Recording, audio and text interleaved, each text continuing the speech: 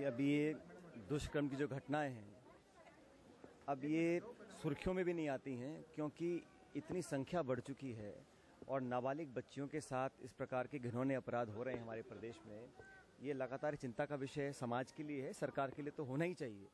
लेकिन इस प्रकार की दरिंदगी को जो अंजाम दे रहे हैं उन लोगों के खिलाफ अब तक कोई प्रभावी कार्रवाई नहीं हुई है। ऐसे असामाजिक तत्व जो हौसले उनके बुलंद हो रहे हैं इसलिए होते हैं क्योंकि सरकार की कहीं ना कहीं लापरवाही है।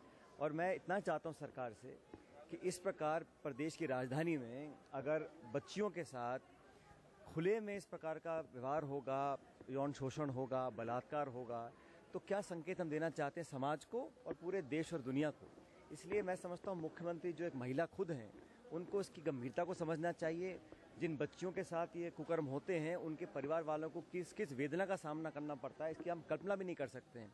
और इस बच्ची के साथ बलात्कार आज हुआ है, लेकिन जीवन भर के लिए इसकी क्षति पहुंची है, मानसिक रूप से, शारीरिक रूप से। और इतनी छोटी बच्ची है, मेरे ख्याल 5 या 6 साल की है। और हमें लगता है कि ज़्यादा ये इंसिडेंट इसलिए होते हैं क्योंकि सड़कों पे जो बेघर लोग हैं, जिनके पास आशियाना नहीं है, मकान नहीं है, वो बहुत ज़्यादा टारगेट बन जाते हैं। तो सरकार की प्राथमिकता होनी चाहिए। और राजस्थान में विशेष रूप से लगातार बलात्कारों का क्रम रुक नहीं रहा।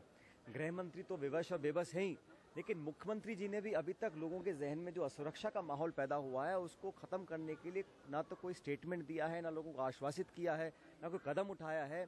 और पुलिस और प्रशासन सारे काम छोड़कर पहले हमारी बहन बेटियों की इज्जत को बचाए, ये हमारी प्राथमिकता होनी चाहिए।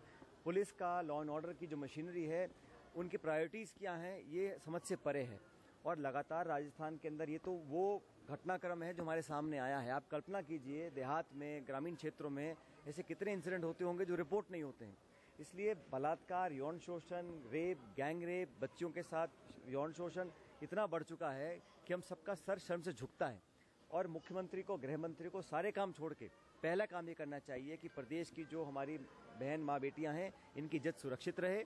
इस प्रकार के आक्रमण जो हो रहे हैं इनके लिए इनको रहने की व्यवस्था रात को होनी चाहिए। जो लोग डेली लेबरर हैं या सड़क पे रहते हैं, जिनके आशियाना नहीं है, मकान नहीं है, वहाँ पर बहन बेटियाँ सुरक्षित रह सकें, इसकी व्यवस्था कम से कम बड़े शहरों में करनी चाहिए। और क्यों ना ये पहल और शुरुआत जयपुर से हो, क्योंकि प्रदेश की राजधानी में ऐसा होता है। और आए दिन ये आज हम इस बच्ची को उनके घर वालों को देखने मिलने के लिए आए। मुझे खुशी है कि यहाँ के डॉक्टर ने, यहाँ के अस्पताल के लोगों ने उसकी अच्छी देखरेख करी है।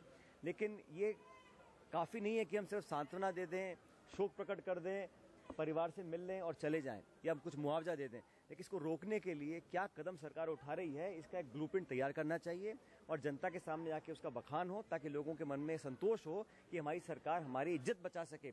बाकी रोजगार और खाना और इंफ्रास्ट्रक्चर और बाकी चीज़ बाद में है। लॉ एंड ऑर्डर और बहन बेटियों की इज्जत, ये सबसे पहली प्रायोरिटी सरकार को बनानी चाहिए। इसके लिए पूरा दबाव हमारी पार्टी डालेगी। लेकिन ये इशू किसी पार्टी का नहीं है, इशू पूरे 7 करोड़ राजस्थानियों का है। और मुख्यमंत्री को बिना टाइम खराब करे इस पर कुछ ना कुछ कदम उठा के लोगों को आश्वस्त करना चाहिए। प्रतिदिन रेप हो रहे हैं, दिवाली